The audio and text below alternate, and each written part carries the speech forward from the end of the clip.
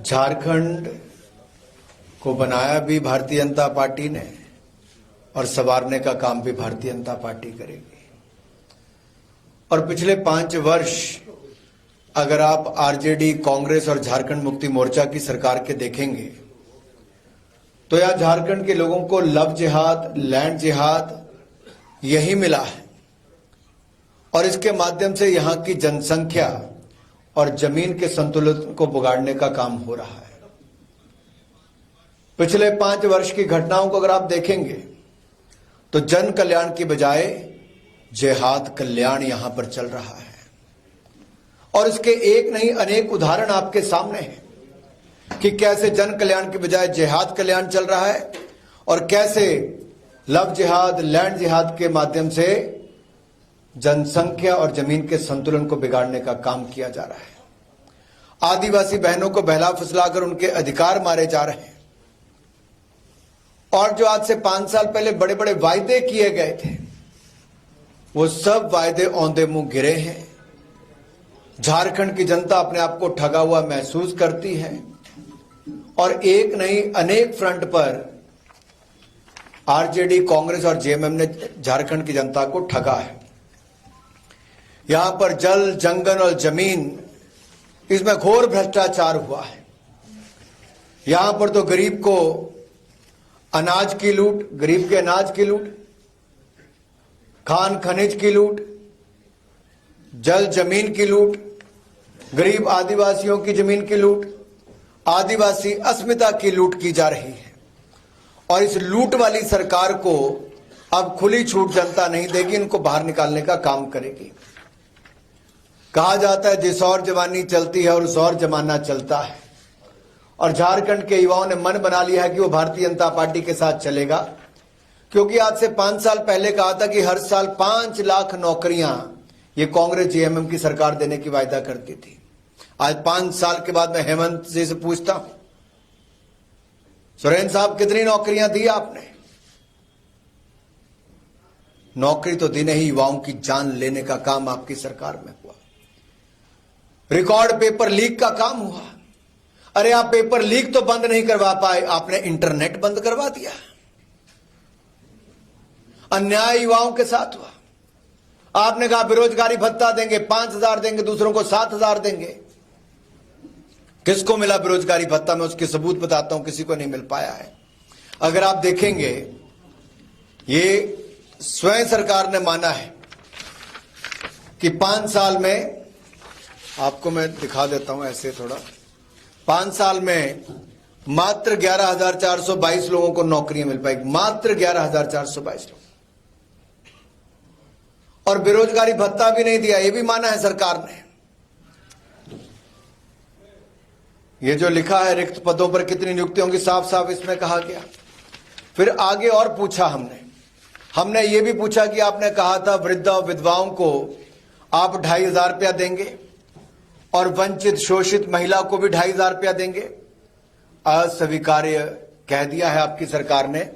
ये देखिए, इसके ऊपर पूरा आरटीआई में कहा गया है, साफ माना है सरकार ने। फिर कहा था आंगनवाड़ी वर्कर्स को, सेविकाओं को, सहायिका, रसोईया, अनुबंध कर्मियों को स्थायी नौकरी देंगे, वो भी अस्वीकार कर दिया है आपकी सरकार ने, साफ माना है यहां पर।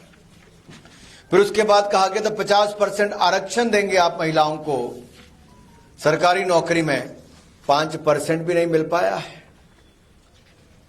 और ये मैं नहीं कह रहा, इनकी सरकार ने लिख के दिया है। और कब लिखा है?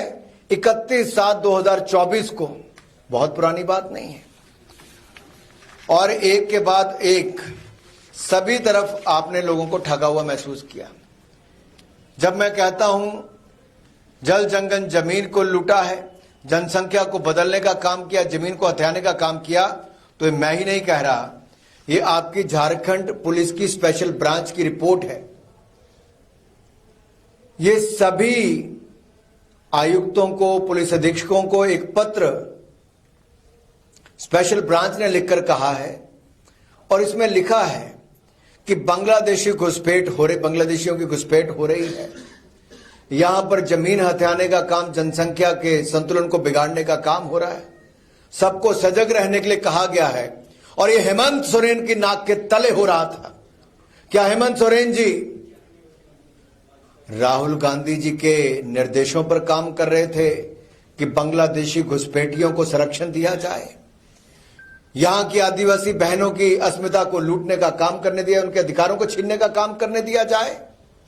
क्या इसलिए हेमंत सोरेन की सरकार काम नहीं कर रही थी कि राहुल गांधी जी ने कहा था कि बांग्लादेशी घुसपैठियों को संरक्षण दिया जाए, जमीन लेनी दी जाए? क्या इसी कारण से 43% से कम होकर आदिवासियों की जनसंख्या मात्र 23-24% रह गई है?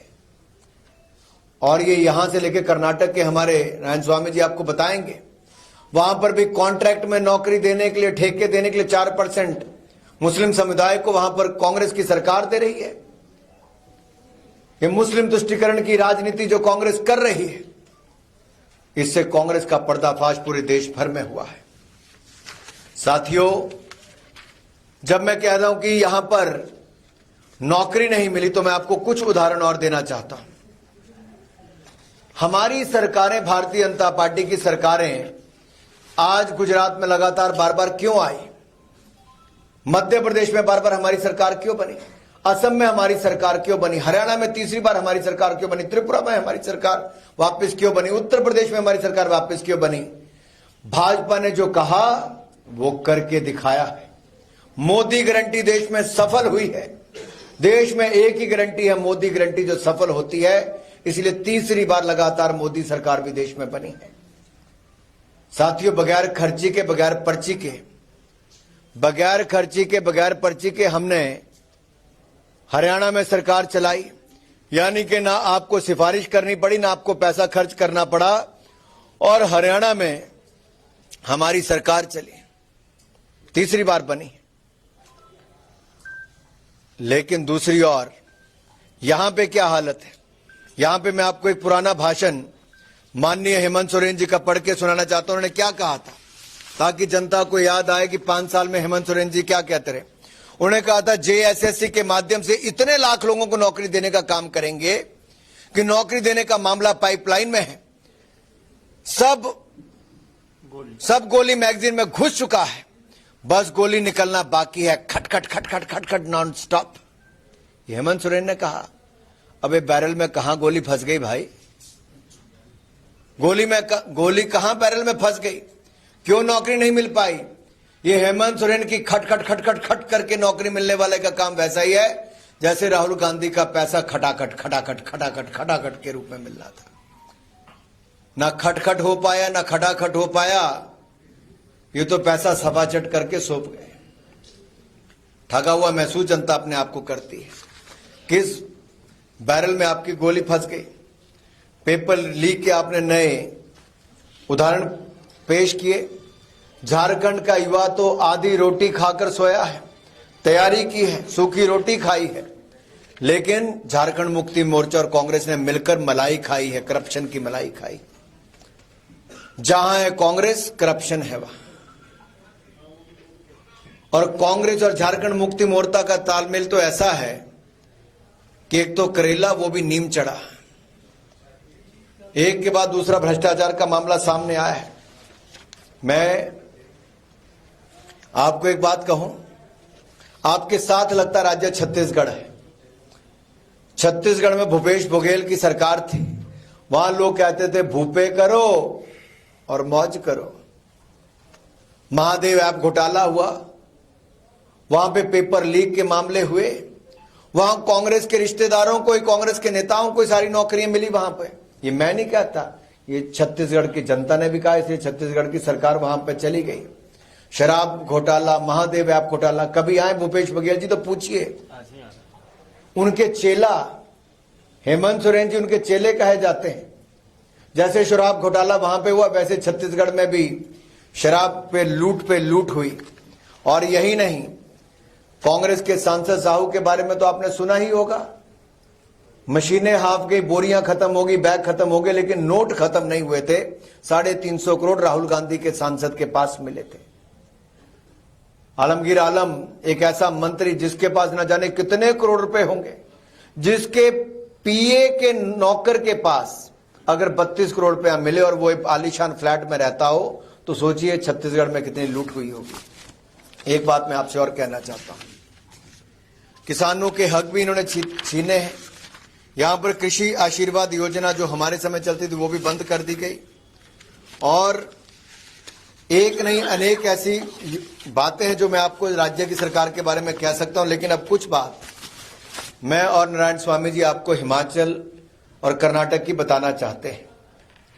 हिमाचल प्रदेश में जब कांग्रेस चुनाव लड़ने जा रही थी तो कांग्रेस ने 10 गारंटियां वहां पे, कितनी 10 गारंटियां, और 10 से होते होते अब कांग्रेस 4 गारंटियों पे देश भर में आ गई, क्योंकि हिमाचल की 10 में से एक गारंटी भी कांग्रेस पूरी नहीं कर पाई।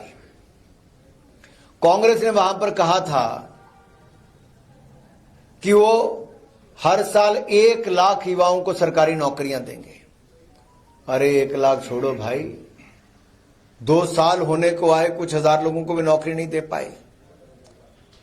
उन्होंने कहा था 680 करोड़ रुपए हम स्टार्टअप फंड के लिए देंगे। 680 करोड़ तो छोड़ो, 680 रुपया नहीं दे पाए। उन्होंने कहा था हम 2 रुपए किलो गोबर खरीदेंगे। 2 साल होने को आगे 2 लोगों से भी 2 रुपए किलो गोबर नहीं खरीदा है। उन्होंने कहा था हम 100 रुपए लीटर दूध खरीदेंगे। संजय भाई 100 रुपए लीटर दूध तो छोड़िए, 50 रुपए लीटर दूध भी वहां पर हिमाचल प्रदेश में नहीं खरीदा जा रहा। उन्होंने कहा हम 300 यूनिट बिजली के मुफ्त में देंगे। अरे 300 यूनिट बिजली के मुफ्त में छोड़िए साहब, वहां तो सरचार्ज लगा दिया, मिल्क सेस लगा दिया, पर्यावरण सेस लगा दिया, बिजली के यूनिट के दाम बढ़ा दिया। और जो भाजपा की सरकार 125 यूनिट बिजली के मुफ्त देती थी वो भी बंद कर दिए। 300 यूनिट देना तो दूर की बात है। हम पानी मुफ्त में देते थे, उन्होंने पानी पे भी 100 रुपया सरचार्ज कांग्रेस की सरकार ने लगा दिया। और यही नहीं, पेट्रोल और डीजल पे 3-3 बार वैट लगाकर पेट्रोल और डीजल के दाम भी इन्होंने हिमाचल प्रदेश में कई गुना बढ़ा दिए। यहीं पे रुके नहीं, इन्होंने बागबानों को कहा था कि सेब और फलों के दाम हम आपको उचित देंगे, बागबान दाम तय करेगा। अरे बागबान ने दाम क्या तय करने थे, खरीदी बंद हो गई। नदी नालियों में सेब बहाने पड़ गए हमें, ऐसी हालत वहां पे खड़ी कर दी। इन्होंने कहा था महिलाओं को 1500 रुपया देंगे। नारायण स्वामी जी हमारे राज्य में कहा था कि अगर एक परिवार में 4 महिलाएं भी 18 साल से ज्यादा की होंगी तो 1500 रुपया हर महिला को देंगे। अरे 1500 हर महिला को छोड़िए, एक महिला को भी 1500 रुपया नहीं मिला है। 2 साल होने को आ गए हिमाचल प्रदेश में। अभी प्रियंका गांधी जी छुट्टी बिताने गई थी, दिवाली मिलाने हिमाचल प्रदेश गई।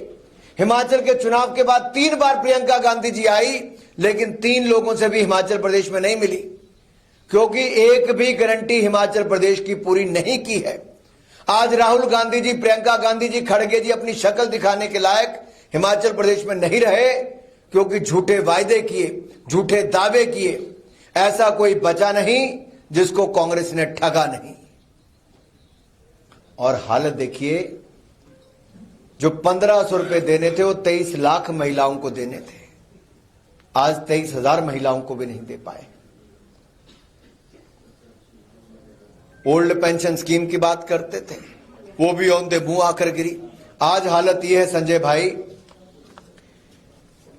और मीडिया के मित्रों को मैं कहना चाहता हूं, हालत हिमाचल की यह है कि हिमाचल के सरकारी कर्मचारियों को आज पेंशन और तनख्वाह लेने के लिए भी इंतजार करना पड़ रहा है। 1 महीने में तनख्वाह मिली जाके 6वें 7वें दिन, पेंशन मिली 10वें दिन जाके। और तो और डीए लेने के लिए हिमाचल के कर्मचारी हाँफ रहे हैं, एक दफ्तर से दूसरे दफ्तर जा रहे हैं। और संविदा पर बहाल कर्मचारियों को जो स्थायी करने की बात थी वो तो छोड़िए, उनको बाहर निकालने का काम कर रहे हैं। वेतन और पेंशन की टेंशन हिमाचल प्रदेश में खड़ी हो गई है। हिमाचल में आर्थिक आपातकाल लग गया है। क्या लग गया है? हिमाचल में आर्थिक आपातकाल लग गया है। और आज की एक और ताजा घटनाक्रम है, हिमाचल में आए दिन जो कांग्रेस सरकार के द्वारा आदेश जारी किए जाते हैं, ये तानाशाही और मनमानी सरकार जो हिमाचल में है, कहते थे सुख सरकार आई, सुख नहीं, ये दुखों भरी सरकार आई है। साथियों, पहले तो कांग्रेस ने आर्थिक आपातकाल लगाया, फिर मुख्यमंत्री के लिए जो समोसे आए थे वो हिमाचल के मुख्यमंत्री के समोसे पुलिसकर्मी और बाकी खा गए, तो वहां सीआईडी की जांच बिठा दी गई। अब हिमाचल में स्थिति है कि आरबीआई से पैसा कर्जे पे लेकर हिमाचल में समोसा मंगाया जाता है। और आज एक जो मौखिक आदेश जारी किए हैं उसमें यह कहा गया है कि कोषाधिकारियों को 10,000 रुपए से अधिक के बिल ना पास करने के मौखिक आदेश जारी कर दिए, यानी कि जीपीएफ के बिल भी पास नहीं हो पा रहे। ये हालत आज हिमाचल प्रदेश की है। ये कांग्रेस का मॉडल देश भर में फेल हो चुका है। कर्नाटक में भी आर्थिक संकट है, तेलंगाना में भी आर्थिक संकट है और हिमाचल में आर्थिक आपातकाल लग चुका है।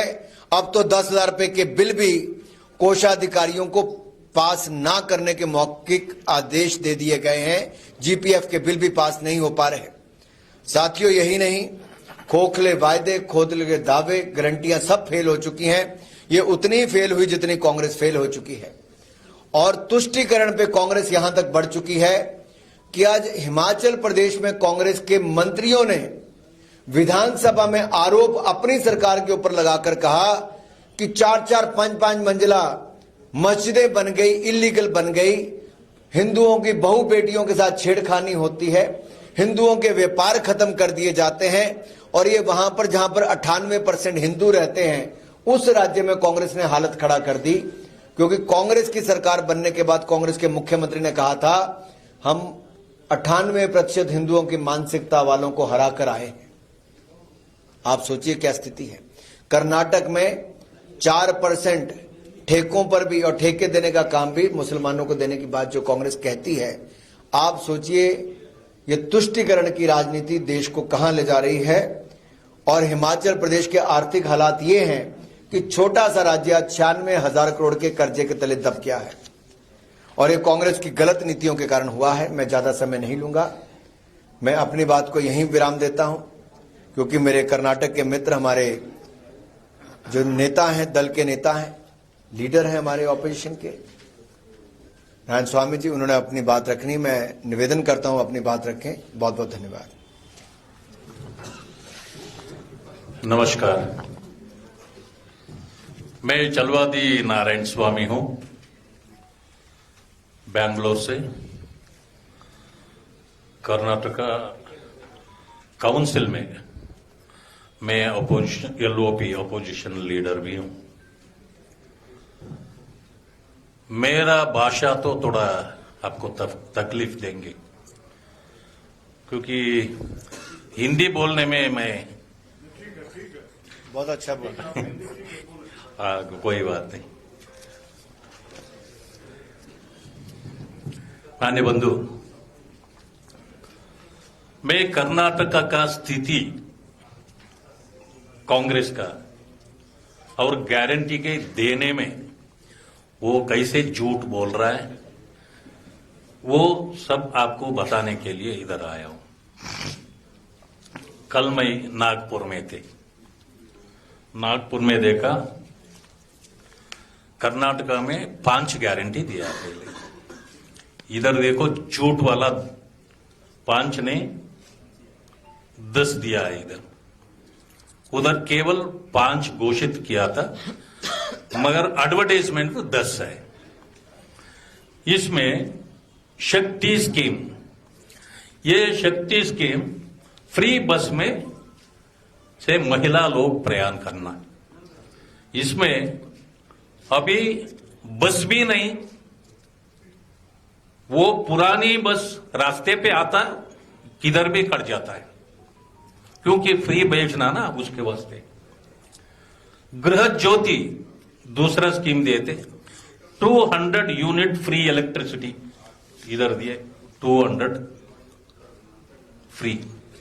एससी एसटी को बीजेपी सरकार 75 यूनिट मुफ्त में दे दिया था पहले। कांग्रेस आके अभी क्या करते हैं, मुफ्त बोलते हैं, मगर उनका किट्टी से पैसे काटते हैं। ये धोखा होता है। यू शक्ति, वो कोई डिग्री हुआ उसको 3,000 देते, डिप्लोमो 1,500, मगर अभी तक एक पैसे भी नहीं दिया। घोषणा तो रोज हो रहा है। और 5 किलो राइस मोदी जी देता। कांग्रेस आके ऐसे ये किया, हम 10 किलो देंगे, जब कितने 5 और 10 15 किलो देना था। मगर बाद में बात बदल दिया, मोदी जी 5 किलो दे रहा है, हमें 5 किलो देंगे, 10 होगा। ओके, छोड़ो, उसमें भी 5 किलो नहीं दिया, पैसे देंगे 170 रुपीस। ये क्या होता है? अभी वो 3 महीने हो गया तो भी उनको वो राइस नहीं मिलेगा, क्योंकि वो कार्ड दिया, कार्ड में डुप्लीकेट बहुत है, उसके वास्ते हम वो डुप्लीकेट को निकाल के बाद में देंगे। वो भी धोखा हुआ। ये 200 रुपए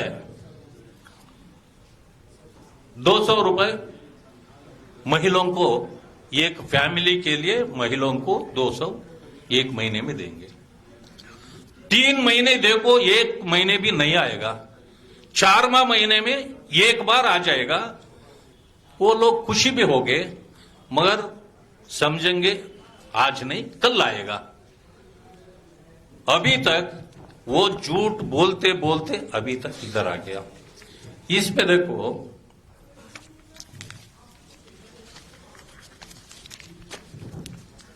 गृह ज्योति फैमिलीज कितना है?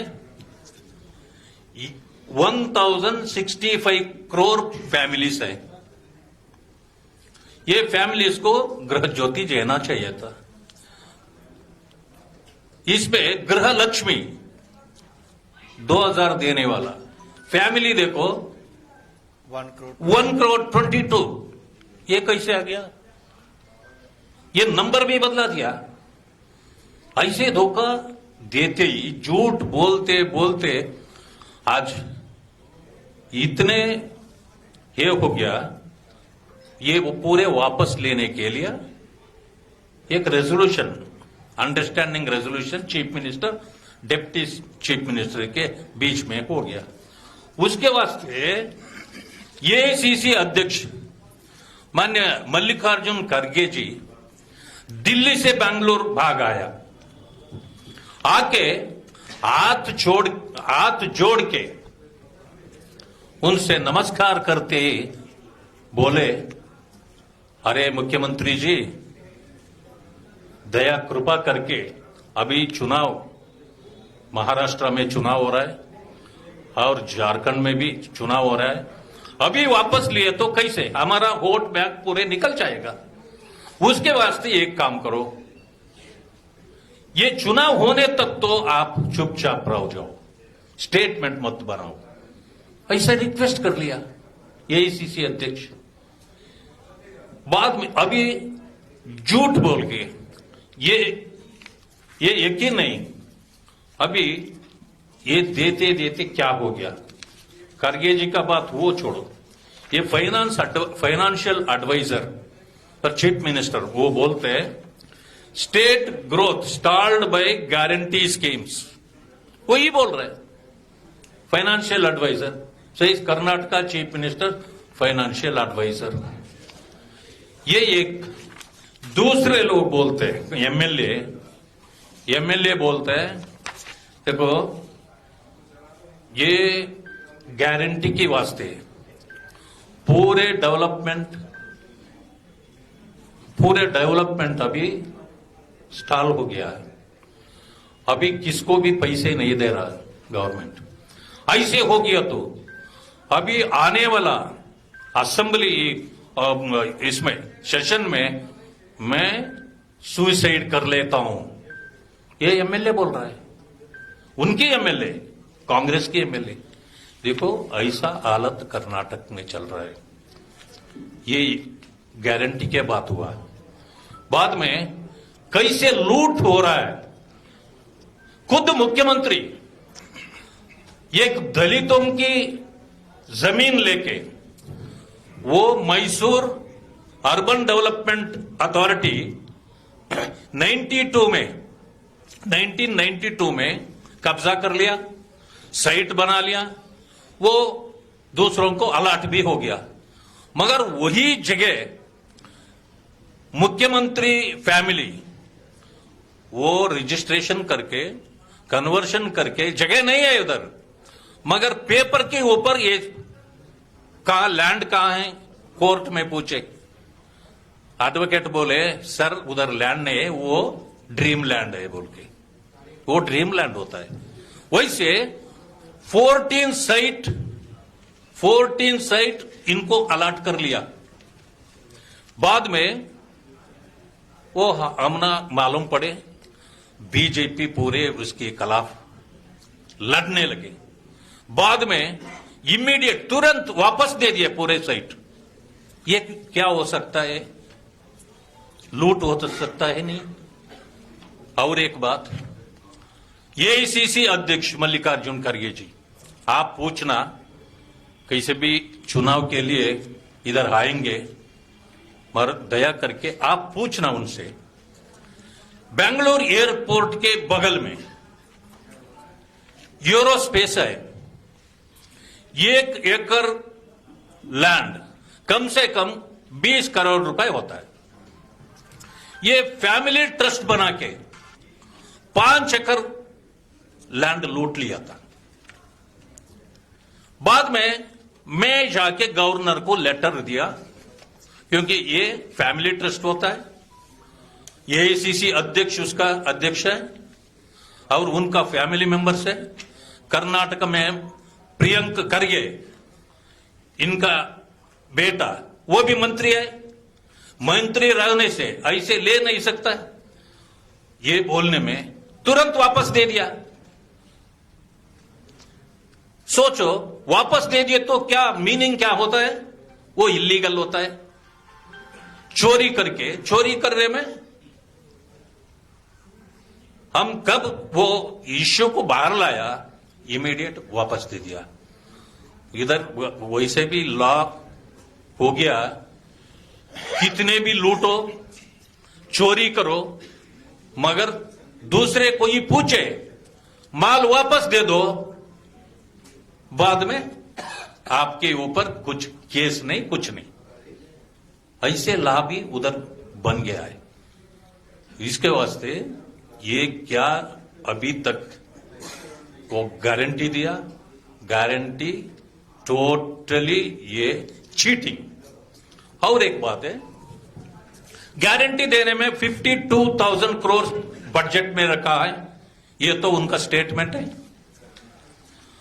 बाद में एससी एसटी को एससीपी डीएसपी एक स्पेशल प्रोग्राम रखा है, उसमें 39,000 करोड़ उनका डेवलपमेंट के लिए रखा था।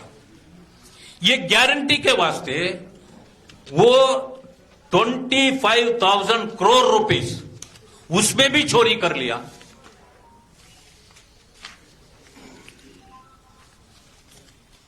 मल्लिकार्जुन खड़गे जी खुद दलित है, क्यों नहीं पूछा उनका सरकार से, क्यों दलित की रुपया आप ले रहा है?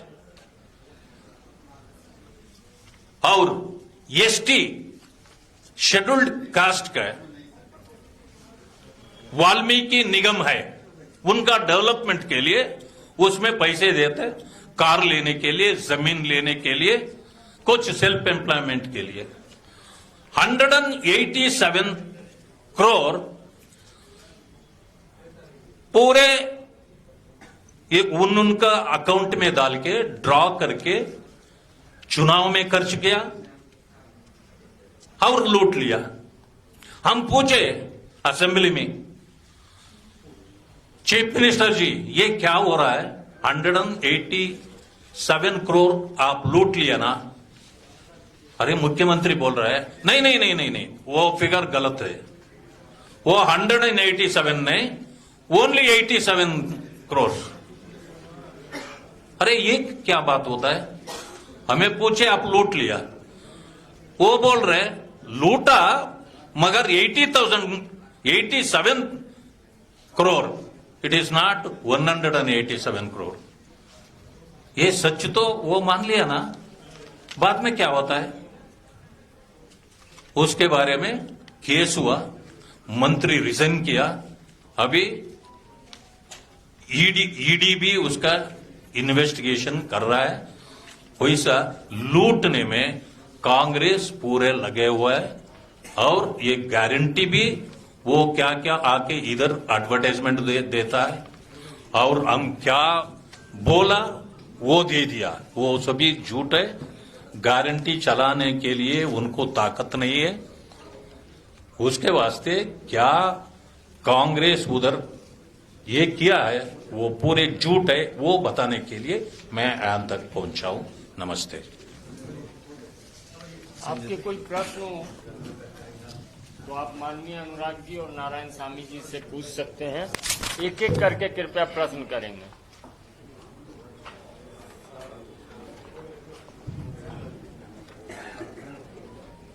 अशोक जी, ओ गोपी, फर्स्ट फेज में जो संजय जी फर्स्ट फेज में जो कल चुनाव हुआ, हाँ, भाजपा को क्या उम्मीद है? सबसे पहले तो आभार प्रकट करता हूं झारखंड की जनता का, जिन्होंने पहले चरण में ही भारतीय जनता पार्टी के पक्ष में मतदान करके दिखा दिया है कि झारखंड कमल खिलाने के लिए तैयार है। फिर एक बार भारतीय जनता पार्टी की सरकार बनाने के लिए हमारे सहयोगियों के साथ तैयार है, और भय, भ्रष्टाचार, भूमाफिया, जंगल राज, इससे मुक्त दिलाने के लिए भी तैयार है। पहले चरण का काम पूरा कर दिया, दूसरे चरण में 20 को भी शानदार मतदान झारखंड की जनता भाजपा के लिए करेगी।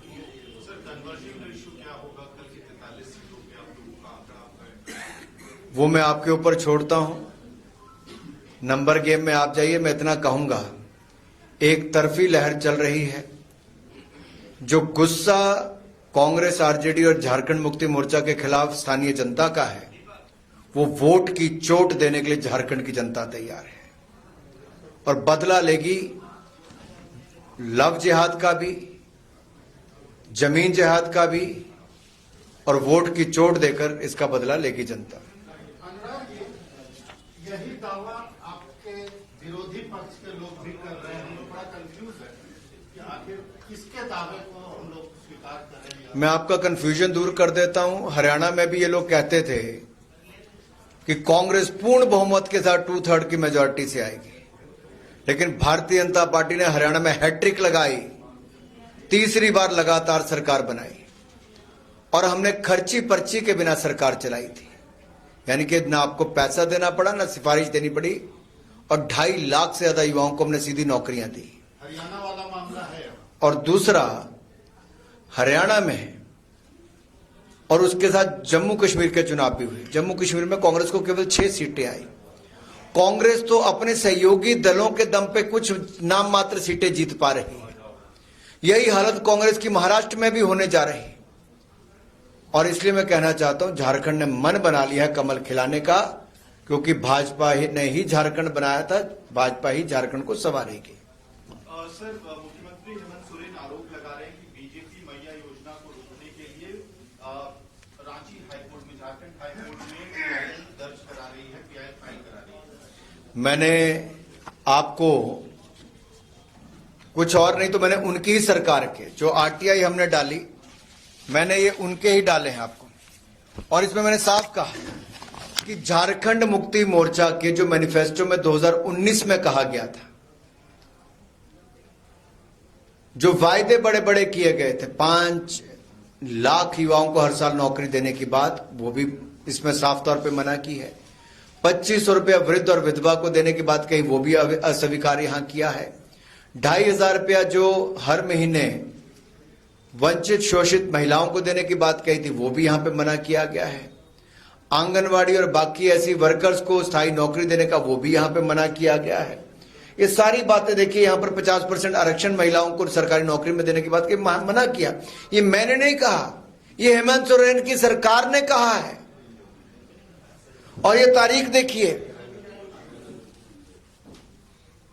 ये अगस्त महीने में दिया है, और इससे अगली RTI जो मैंने आपको दिखाई थी उसमें भी ये देखिए, ये सारी बातें 11,000 मात्र नौकरियां दे पाए, उसमें से भी 17 लोगों की जान ले ली युवाओं की, और युवा अपने आप को ठगा हुआ महसूस कर रहा है। पेपर लीक नहीं रोक पाए। कौन वोट देगा? ना महिला खुश, ना युवा खुश, ना जवान खुश, ना किसान खुश। ये तो केवल तुष्टिकरण की राजनीति करते रहे। ये तो लैंड जिहाद और लव जिहाद में फंसे रहे, जमीन और जनसंख्या के संतुलन को बिगाड़ने में लगे रहे। ये तो केवल करप्शन की मलाई खाते रहे और मालामाल होते रहे, और जनता को भूल गए, अपने वायदों को भूल गए। झूठे वादे, झूठे दावे कांग्रेस और जेएमएम के नहीं नेक इरादे।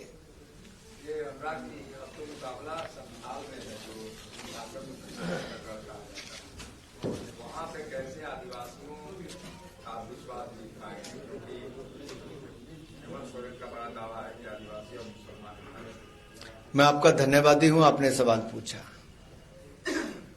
संथाल परगना की क्या हालत कर दी पिछले 5 सालों में। कोई एक उपलब्धि नहीं हेमंत सोरेन की सरकार अपनी वहां बता सकती। उल्टा वहां के जो लोगों की दयनीय स्थिति इन्होंने की है, वो सारे झारखंड के सामने है। दूसरी ओर हमारे अनुसूचित जनजाति के लिए, शेड्यूल ट्राइब के सभी भाई बहनों से मैं कहना चाहता हूं, देश की पहली ट्राइबल महिला, एक अनुसूचित जनजाति क्षेत्र से आने वाली, पिछड़े क्षेत्र से आने वाली महिला आज देश की राष्ट्रपति बनने का अवसर दिया तो नरेंद्र मोदी की सरकार ने दिया। अगर भगवान बिरसा मुंडा जी को सही सम्मान देने का काम किया तो हमारी सरकार ने किया। 15 नवंबर को जनजातीय गौरव दिवस आज पूरा देश मनाता है, और कल 15 नवंबर है। आप देखिए देश के कोने कोने में इसको मनाया जाता है, हिमाचल प्रदेश से लेकर जम्मू कश्मीर से लेकर सभी राज्यों में।